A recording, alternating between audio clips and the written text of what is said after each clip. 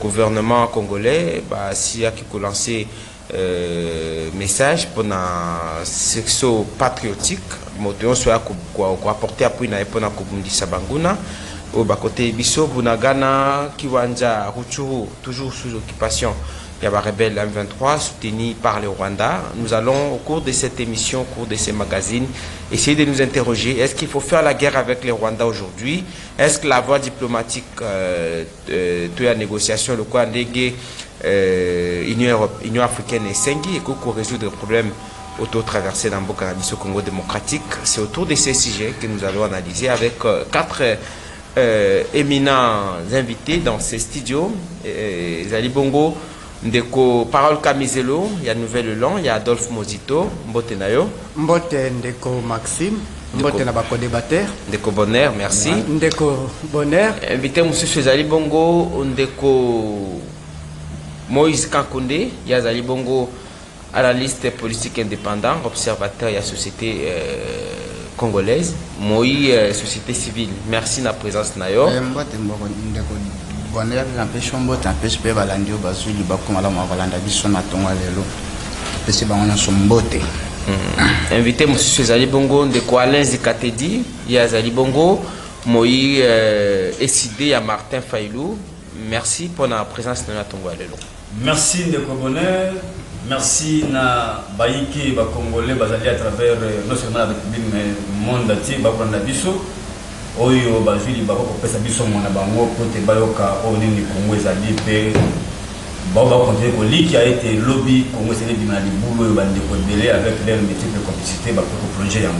Invité à Souka ezali Bongo Ndeko Frank Moulaja ndeko mo lobby mais Frank Moulaja on a oka kaza ndeko ya abeta ka musique tout confusion hein na préciser qu'azali mo musique té hein ndeko Frank Moulaja et c'est quoi kozana yo na rappeler qu'azali pe analyste politique indépendant. Merci pour la présence de Natongo Alelo. Merci beaucoup Ndeko Maxime.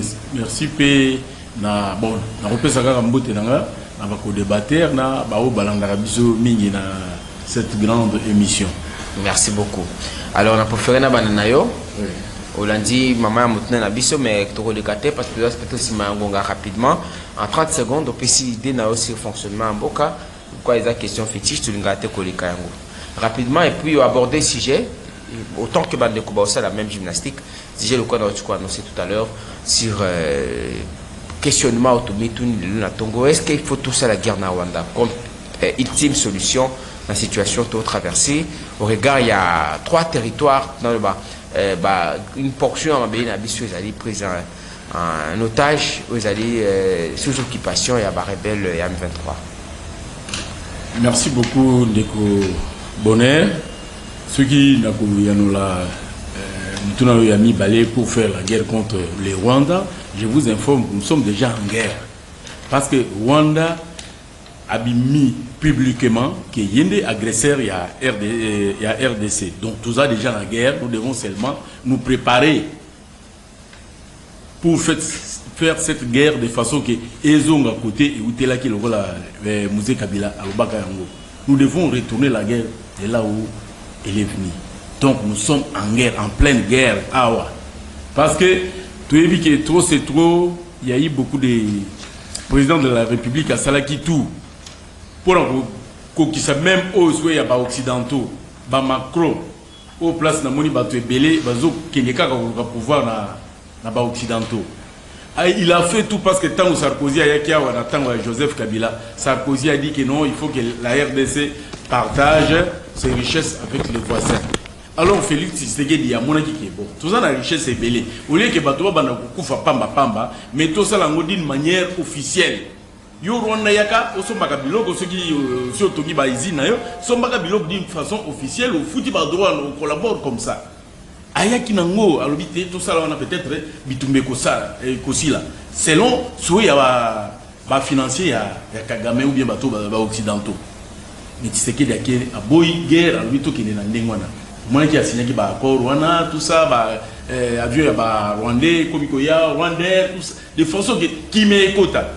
Nous avons gagné Kagame malgré bonne volonté ya Tshisekedi wana ya kolesa que RDC et l'inka to partager biloko ndenge soit ya ba occidentaux à travers, à l'époque là, les présidents François Hollande,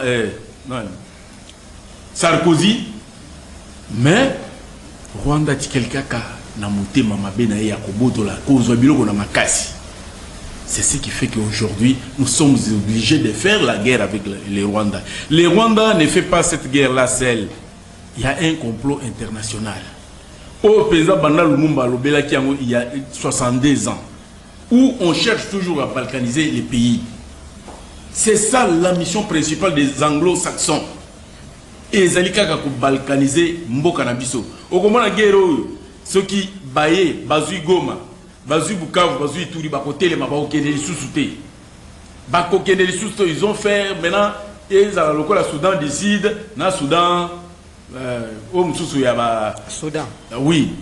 Et qu'est-ce qu'ils font? Ils sont en train de jouer pour chercher un oiseau rare, président qui est soi-disant de la société civile. Vous voyez, défiler sur ça, les Manabuka, qui est la docteur Mukwege, tout ça, un candidat, tout ça. Moi, je ne sais pas ce qui me décide à politicien ou bien à côté de politique. Donc, si vous regardez, Batouana, pourquoi au lieu de Samanduki, ou bien Boya na force moko ici sabitumba na est, Boya ninge ya ko violer bana na biso, ba maman na biso ya basi, mais bino bozo ke de soutenir individu, bozo pesa kaka ba matériel na hôpital na yé que voilà, vous ne voulez pas faire terminer la guerre, vous voulez soutenir seulement que non to pesa kaka ba matériel na docteur to pesa kaka ba prix Nobel, ba avantage belé. Alors, c'est ça la carte des Occidentaux. Si nous on ne tire pas l'attention, tu y es awa kaka pona ko bendana. Oh, ce qui kaka chef nanga soki za la président ya République. Non, mais président na yo wana comme président de la République a kuti est nyos déjà basi ba miné. Ça sera compliqué pour l'avenir de notre pays. Pour le moment, nous devons tous faire un grand effort pour nous soutenir FRDC. Pour soutenir comme moi chrétien, pour soutenir ma bonne élie. De façon que Balonga Bitumba. Parce que je n'ai pas une autre force pour soutenir FRDC. Au sein de la constitution, c'est un moyen nécessaire. Le quoi, le basikoyo, bande comme ça, se plaindre que motivation est suffisante. Au-delà de l'armement, déjà, le secrétaire général des Nations Unies a le bac qui est difficulté, c'est qu'ils sont plus puissants que nous. Non, mais c'est pour vous dire que politique wana, les alliés politiques il y a haut niveau. Un secrétaire général il y a ONI ne bango au Kamamondo. Alors que groupe rebelle ils ont mais Manduki Koleka gouvernement. Si quoi bino Monisco musala nini. Monisco est capable de c'est na Manduki wana pour protéger population congolaise. Ça c'est un complot international. Nous devons faire ces analyses de konangai na motema ya Congolais. Kota la kaka mais c'est Chilombo azana pouvoir. Non, biloko e bandi bandalo Mumba. Même Kabila lelo na landi na télé 50 ba c'est extrait. Il y a discours ya Kabila Joseph. Donc complot il y a balkanisation, il y a complot moko il y a kaka. Merci. Donc moi je ne vais pas aujourd'hui et puis pour dire moni ndeko perkiso ya benga ka mingi na nini na kasavu na kanisa ya ko benga même Mitterrand parce que batunaka tout le monde a un investisseur mogoté, attends il y a aiguille, mais aujourd'hui il y a un investisseur congolais, où il y a une compagnie il y a transport qui va engager au-delà derrière lobby vendredi ils ont déjà des Lubumbashi, Kananga, Kinshasa, c'est quoi partout. Ce sont les investisseurs bangwana. Alors Pepsi, il y a un autre déjà dans Maluku. Nous ne venons pas ici seulement que total a tango chilombo ça. Quand il y a la campagne, et les cas, parce que Mboka est agressé. Merci. Merci Ndeko Franck Moulaja, analyste politique indépendant. Ndeko Parole Camizelo, Nouvel Élan. Après les questions, il y a Mboka Etambola. Ndengini na coupé sa conclusion, na ya lobby investir bazokota. Pepsi au lobby et ton rapidement. Wana peut-être Robenga si vous vérifier aza kambiste za investisseur te tolobi boye ba peut-être répondre na question na yo nalobaka même fois que pouvoir jouer rôle ya ba agresseur ba fonctionnaire ba leli ba enseignant ba tonyos ba futama na ba banque surtout Ecobank plus d'une semaine en ndambo ba distributeur mbongo ezalaka te l'émission est en direct. L'émission est en direct. Ba distributeur mbongo ezate, c'est-à-dire bato ba futi bato ti lelo bato baza na accès te ya kozwa mbongo. Donc ba distributeur okuta mbongo ezate mbongo ezate mbongo ezate. Donc détail aux amingi te na yebisi ba fonctionnaire makambo ebandi depuis 2015. Ngai nazaka na justice na bato Ecobank ba réalité ezaki na ba autorité na bango bazalaka complice na makambo wana ba se faire cadeau te. Comment une banque modernisée va créditer bato ba na ba banque mbongo ezate. Donc ce qui est problème malade bato ba kokufa. Donc ce qui est erreur na ba distributeur Ecobank okuta bato ba sillonner mbongo ezate. Ça c'est quelle planète? Tout le monde toujours makambo. Alors bien le comment qu'on a sepeli na ngomingi alobi depuis le Lumumba dit ayeba que famille qui s'est depuis 1960 et banda toujours travailler na benemi pour que banur pays. Quand Lumumba parlait, qui s'est dit avec Kalonji faisait Kassai un pays. Quand Awa Rwanda en 2018, un nationaliste a du pouvoir. Pour votre information, les Rwandais partaient déjà. Et par qui le président, il partait déjà. Et par le but qui c'est que les Rwandais fêtaient. Depuis 1960, aucun Congolais a fait ça accès à l'aéroport. Un Rwandais c'est quoi? Il y a une jonction du territoire. Ce que la Constitution, l'article 214, deuxième alinéa, au moment où on a pu il faut passer ce référendum. Avec quelle administration? Banani babanda gokota.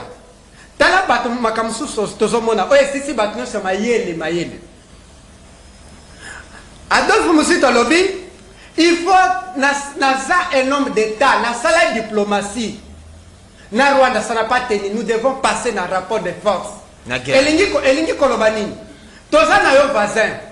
Mais yo, lobby au télémi avec force, aux clôture,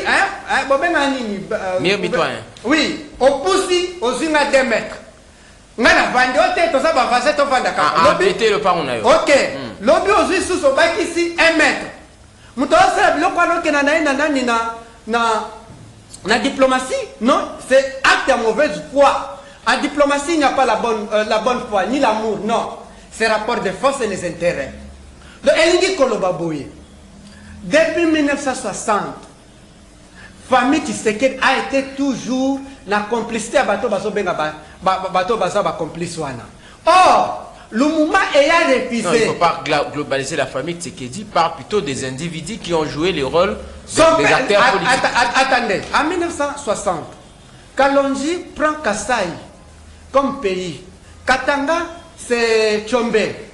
Pose-moi la question. Tshisekedi était avec qui? Avec l'un des disciples de Kalonji. Il y a un moment qui dès que Mobutu, Oyayaki Kokota, parce que Mobutu était l'un des proches de Lumumbiste, Akimi à quel côté ya bato balingaki baboma ba nationaliste Lumumba mbala moko ba odius bazaki contre Lumumba les nationalistes ceux qui défendaient l'intérêt national bayaki na simana bango entre autres étudiant Etienne Tshisekedi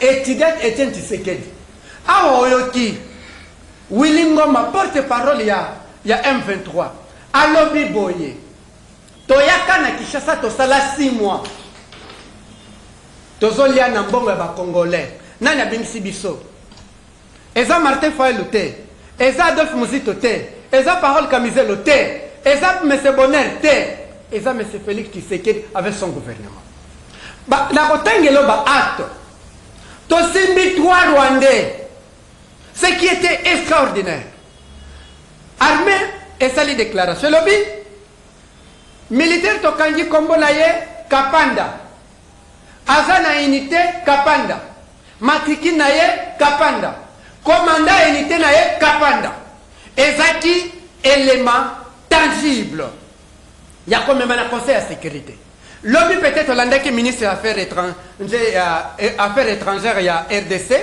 azaki ya na France 24 bazo poser question quelle preuve que vous avez besoin pour accuser Rwanda qui vous agresse il dit les déclarations de l'ONU pardon des communiqués de l'ONU ont ça la question de preuves. Or si nous avions ces trois militaires comme les Maliens les lots bazana ba français bazana ba ivoirien la ba prison na bango l'ONU a à genoux la France est à genoux la Côte d'Ivoire est à genoux parce qu'ils ont des preuves. Ils ont dépendent maintenant de la crédibilité. Il y a ONU, il y a France, il y a Lobake, Bino, Bozo financé, djihadistes, créé Zizani. Alors, un plaisir pour toi pour dire que le gouvernement, tout plein de coffrants comme l'âge a soutenu le gouvernement, tout action au gouvernement, rejoindre Bino. Tant on va le dire, les pédagogues conscient intellectuel. Et l'ingi koloba conscient intellectuel na bango eza au-dessus de la moyenne. C'est-à-dire quoi? Catégorie à bâton la comprennent toujours en retard. C'est des problèmes psychologiques démontrables. Raison pour laquelle quand Adolphe Muzito vous dit il faut faire la guerre au Rwanda, il faut construire un mur, il faut proposer même il est toujours de bonne foi. Mais moi c'est que il vous propose les 10 recommandations pour il devient stratège de la guerre parce que vous ne pouvez pas gagner la guerre sans de bonnes stratégies comme Perclès. Adolphe Muzito devient stratège de la guerre, il vous propose. Mais je sais que Nazoye Baké a créé des propositions sociales pour l'opinion nationale et internationale. Mais Nabango Moko, bazan un conseil intellectuel faible. Non, là, ces propos ne vous engagent que... Ça m'engage moi, ils comprennent toujours en retard. Aujourd'hui, tout le monde est d'accord qu'il faut faire la guerre. Je vous ai dit que c'était un problème normal et psychologique, démontrable. Donc pour dire ceci, ces pouvoirs qui jouent le rôle de Mikhail Gorbatchev, qui est dans les complices, quand vous avez l'union sacrée, quand vous avez l'union sacrée, votre temps d'antenne. J'étais poli quand je parlais. Quand vous avez l'union sacrée, on est commissaire parlement des élites de Kingakat, va créer des zones de la 14 provinces sur 26. Et nous avons des agresseurs. Il y a Kati, il y a les bandas. Agresseurs, il y a Kati, il y a Félix Tshisekedi, Kagame, eh bien, maintenant, bazon nyokola sous ba Congolais. Tant que ces agresseurs te l'ont bangoté, pour que tu aies un pays guerre, et là, les bossons, il faut, nous sommes, je dis bien le Congolais, il faut, que l'on a le problème et l'union sacrée beaucoup. Il faut. À ce moment-là, la porte sera fermée. Merci. Pour que les agresseurs exogènes vont accepter. T'as la Mali, excusez-moi. Non. Mali, Bazaki complice, Bazaki victime de complicité. Les hommes Mali émettent la communauté internationale à genoux. Merci. Ne nous plairez pas, vous, conseil intellectuel faible.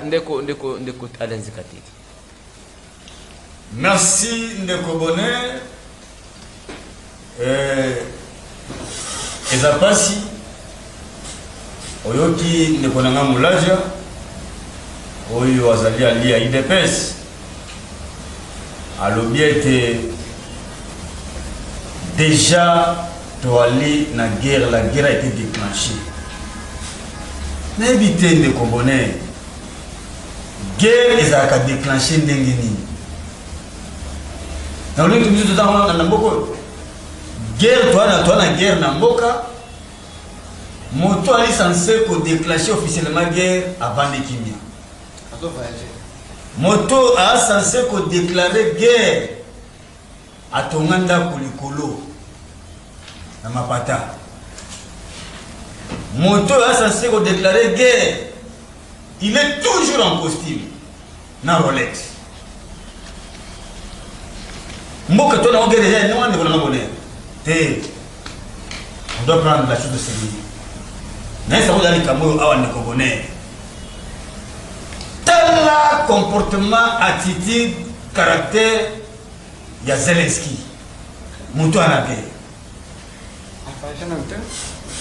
Et ça vous été.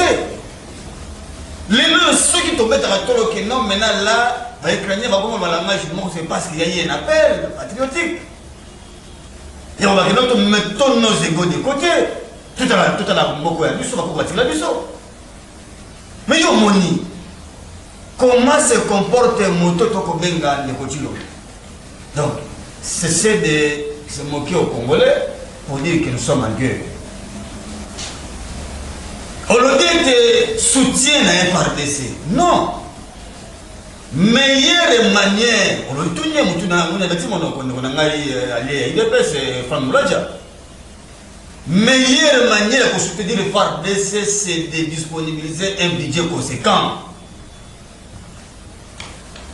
De comprenez, bon, c'est 6,5% de budget.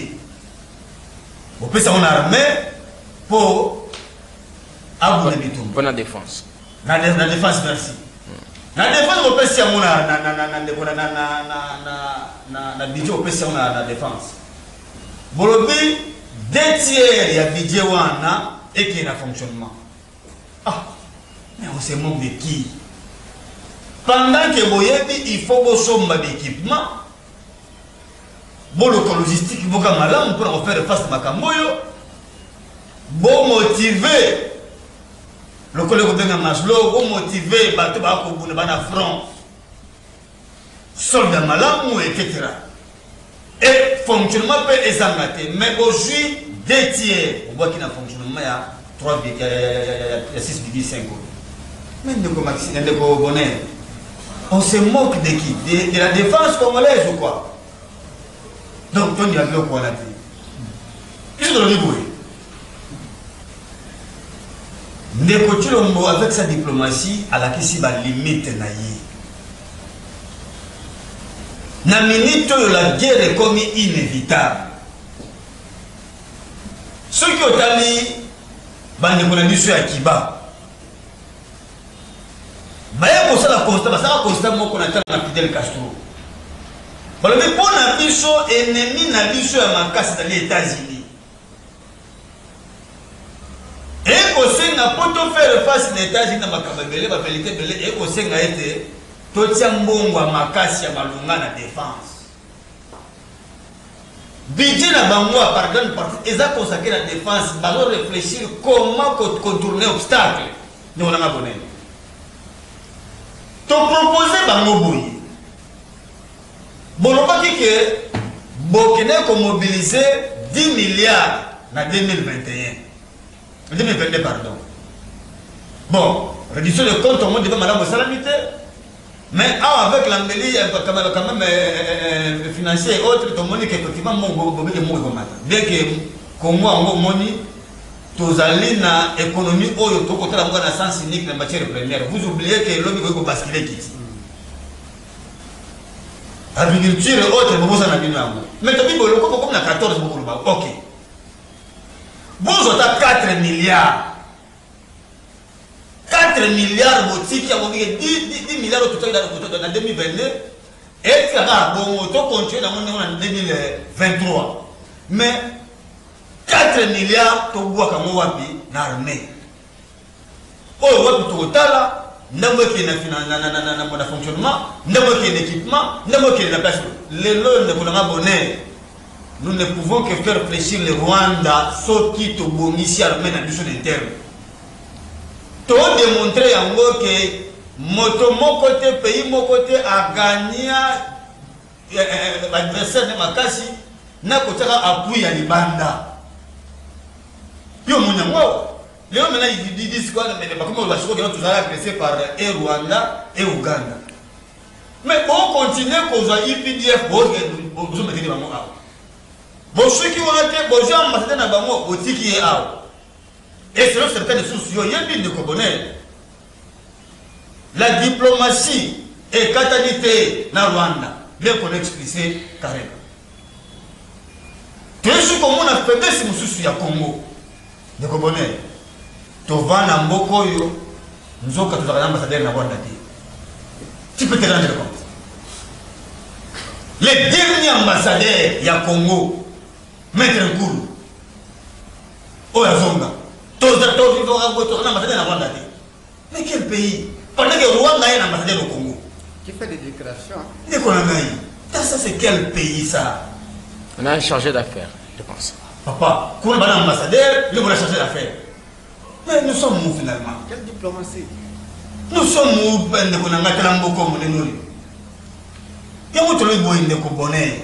Il est temps. Peuple a kolimbisa bonheur était, a kolimbisa ngaïta, a kolimbisa moulajate, pour posséder quelques centimètres à Congo. Ne continuons et démontrons la face du monde que la diplomatie n'a et simbi moquette. Oh, comme ça, il soit agissante. Une diplomatie amorphe, morte. Oh, le ménébiso Radadjou, et le ménébiso Gibbs, n'a plus d'avant. Mais, tout le monde, yangoyo, tout le moyen, tout sauver la République. Merci. Pour la mission de la Costa Makamousouté, il nous a démontré qu'effectivement, à la faible, Bakosi va rouler, parce que pour le boss en a été, Bandeko le loy. Bon, nous n'allons pas dialoguer avec l'M23. Mettons-moi qu'il y a Angola. Baïbisséni. Baïbisséni a respecté feuille de route. Il y a Kigali. Feuille de route à Kigali. Et pour le balin de Konanga. Et Sengeli Bazwa Bam élément ya M23. Basa l'intégration wapi l'armée. Et Sengeli on a page 4. Nous faisons le Mamalingwa. Sotangi feuille de route il y a 28 septembre, octobre plutôt 2021.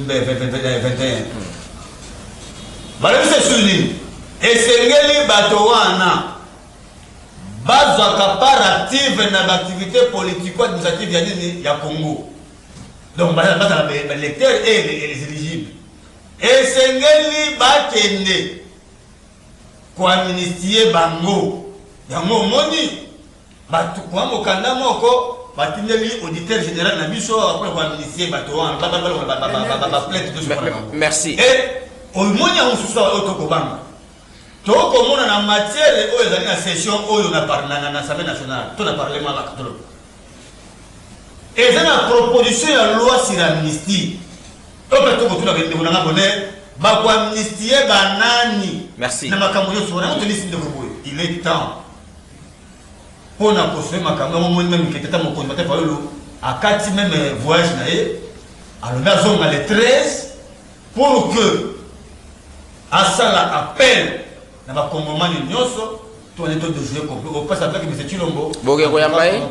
Toi, Azonga Kimia. Wana Zali Motoko a incarné 62,11%.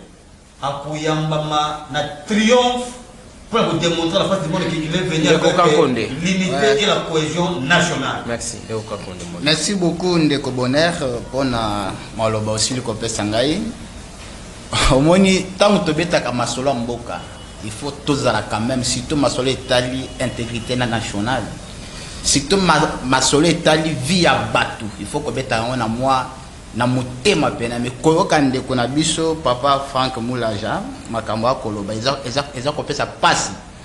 D'abord on a sepeli na pesio matoni. Koloba bongsi mai na makala. Yango nazo zongela mingi parce que ezalaka mutuna moko ezalaka on dirait tester au testaka mboka. Boze belete bato ba raisonnaka déjà ceux qui ba invité bae azwa tant ya kotuna ba mboka e kotambola ndenge nini.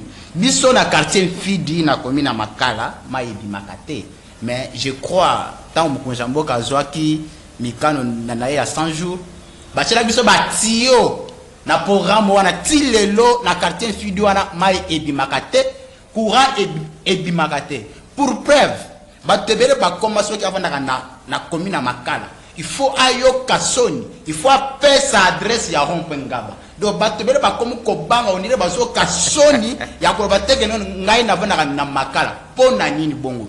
Commune ya makala ezali enclavé, ezaya ko kangama. Donc commune ya makala nzela ezala kate po ba fongola nzela. Kuluna pe makasi. Kuluna insécurité kutu ondimate. Or na mission l'état, mission ya pete. Ce que l'état koki yango te automatiquement il faut démissionner. Ezali la paix et la sécurité. Ce que koki yango te babiloko a pété. Il faut démissionner. Mais na commune na makala insécurité, mai, courant et yakate. Biloko wana ezo sala pasi. Deuxièmement, loko moko esalinga so pasi. Mbula moko esili ko betawa. J'étais très choqué.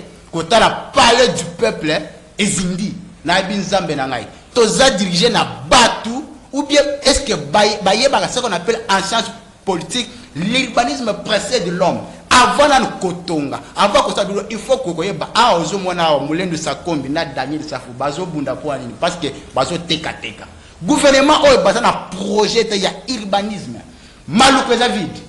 Miten des vide. Pona ine balinga kotonga kaka na GB balinga kotonga kaka na mato balinga kotonga kaka côté o déjà essaye que bana. Ozo mona ke bande ko na biso oyo ndeko tedika chama lobaki na tongo abazo babandi ya kokiri.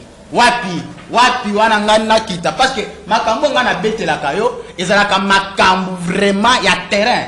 Naza mutu a terrain soko moni ngai na e donc na betelo makambo a terrain eloko mususu esalinga susu pasi ezali eloko akota la concert a fali concert wana babeti yango na bakuzi ya Congo bazata na ambulance moko te batkali kotia pour batia en disposition na concert ya plus de 180 000 batou ba wana mais ambulance moko ezalité sécurité ya batou ezalaki vraiment rassuré te batu bakufi ceux qui batu na bakufaki c'est parce que tozaki na l'état o azolande la makambu vie ya population te tozasu na likambo mususu etali transport toza na mboka onde konangai on dirait l'état n'existe pas. C'est là où j'ai écrit un livre mukanda nazo koma nazo intitulé l'état présent.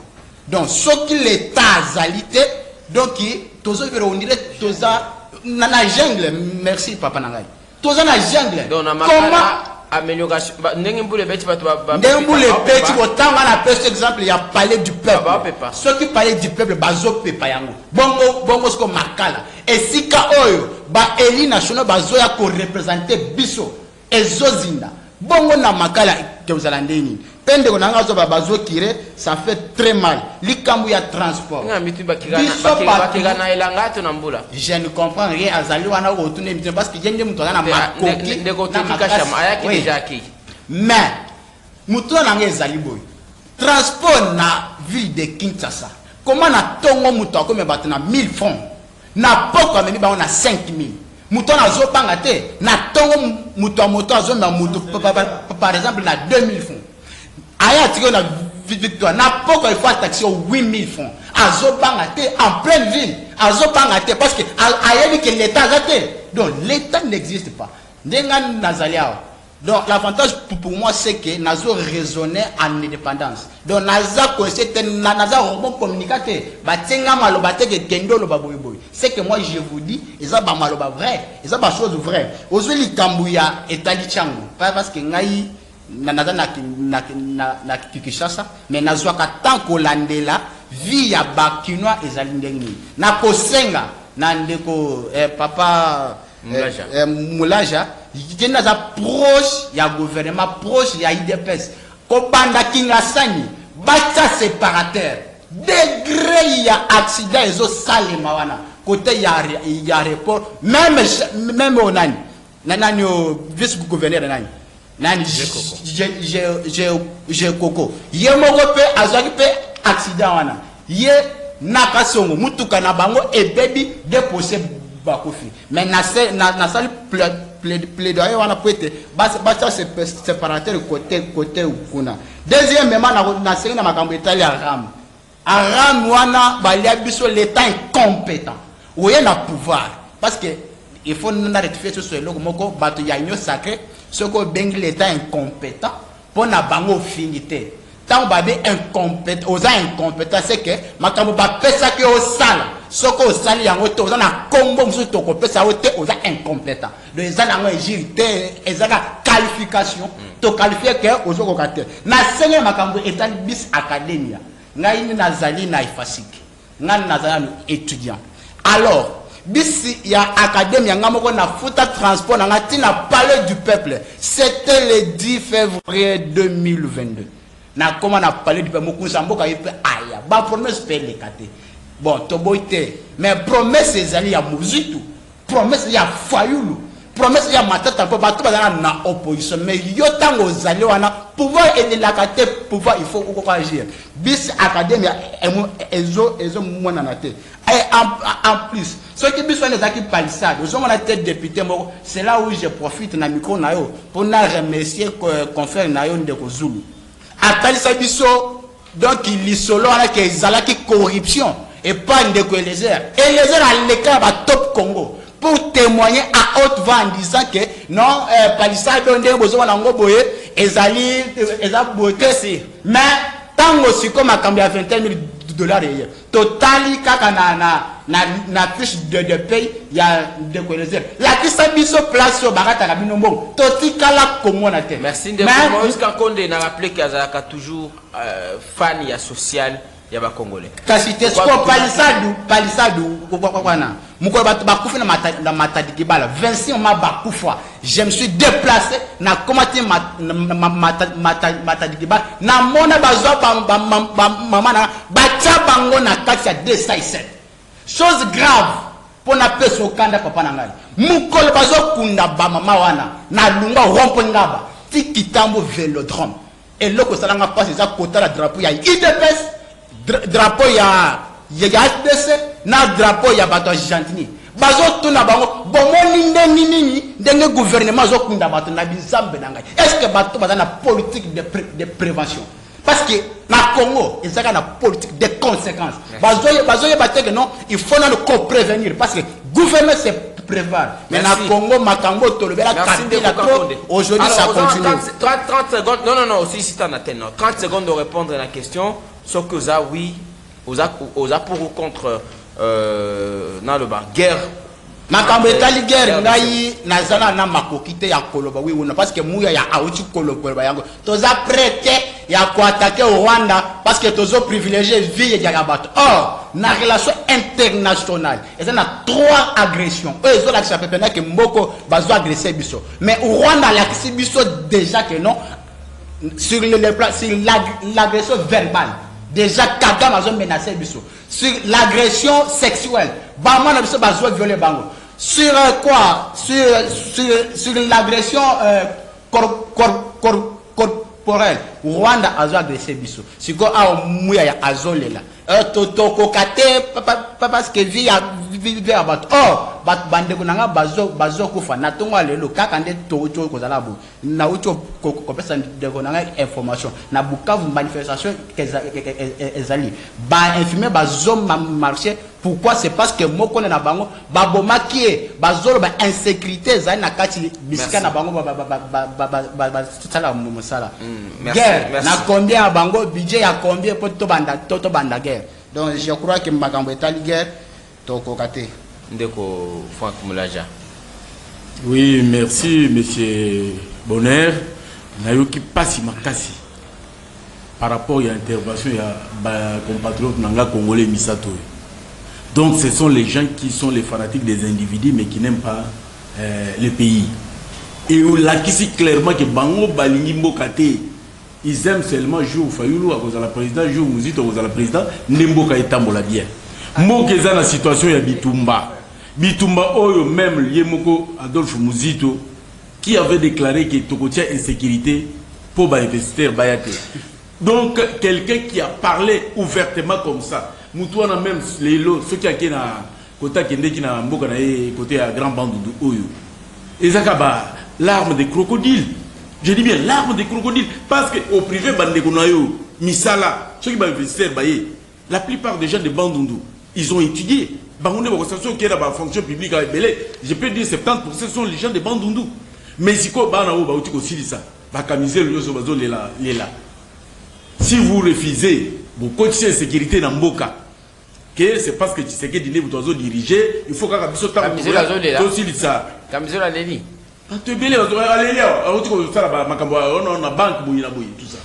C'est pour vous dire que les messieurs qui est à la base, Ndoki, biso africain Ndoki, ceux qui a bomi mutu, na butu, mutu na kufi na moya koya kole la makasi ya kole sakanda lokola yende penza. Le gouvernement m'a envoyé ça là. Monsieur. De causes na maloba. Toi tu ne maîtrises rien aux ana mwana muke oyebi eloko ata moko te. Yo ka biloko zo loba loba. Tu ne maîtrises rien. Non, laissez parce que il me coupe pourquoi. Non, mais tu ne maîtrises rien, tu as pas parlé seulement ici. Et là on dit ya malongo lo bien. Ah OK no te. Et là on dit parce que nous parlons question comment on va non, on a posé quelques questions si Boka justement Azap na cadre de société. Mais moi je suis en train de parler de Makambo Mboka. Mais parce que moi je vois que Makambo Makala n'est pas la RDC. Vous avez souffrance au bateau bazo mona na c'est ça le rôle Makala té. Oh, donc on a notez ma point de choc. Gaina otune mutuna. Allez-y de ko Franck Moulaja. Moi je suis en train de voir na lobby boye Makala souffrance au bateau baza nango. Ezali lokola souffrance ya bato a est te ndenge tozomona bandeko na biso na bazo souffrir. C'est ça que je suis en train. Yo koya peut-être que vous allez candidat pour la salle paix propagande na yo. Et si vous ne maîtrisez même pas comment l'état fonctionne. C'est-à-dire l'état et il faut savoir quand même que bidé ya mboka eza combien pour construire les routes, pour faire cela ça demande quoi. Mais biloko il faut kaka muto ya sali musala comme nous autres ici. N'a ko expliquer yo zana nous étudiants. O éviter que ceux qui ba pension mbongo autant budget na mboka eza autant ba besoin ya population eza autant l'état ne va pas inventer l'état ko salela na mbongo yé à côté saka pour yo les que non mzele za na makala te c'est-à-dire l'état tali budget na yé ezoko kate pour ko sala banzela makala budget wana ezoko na makambo guerre yo privilégié OK de ko salela ba tie les mai na makala parce qu'il fait la promotion que les lots mutura comme le bapo pour la maponami biso zo lo pour l'ensemble de la République. Vous savez notre pays souffre l'entièreté de la province est belée. Intérieur. Au moni pas ses alliés. Mais moi qui fais l'intérieur à tout moment, il y a Zolo Belaka Makal. Il connaît que ça la place, nous sous Bana, à Taïlamba, oh, nous allons pour le moment, nous avons le pays Changwa. C'est ça Makal, monsieur, vous savez. Non, mais ils ont encouragé tes questions, de Kubazan n'a pas si tôt, et ça, situation normale. Non, Nairobi Boy, yo bonheur, ça je le dis. Bafuta Kayombongo, $1000.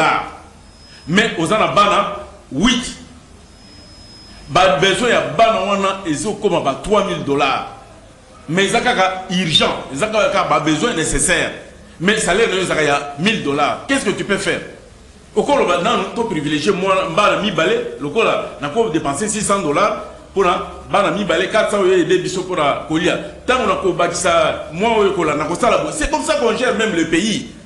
Parce que quand mon frère Kankonde, il y a l'État a est-ce qu'il y a une capacité financière, il y a l'État. Combien? Nous avons la guerre.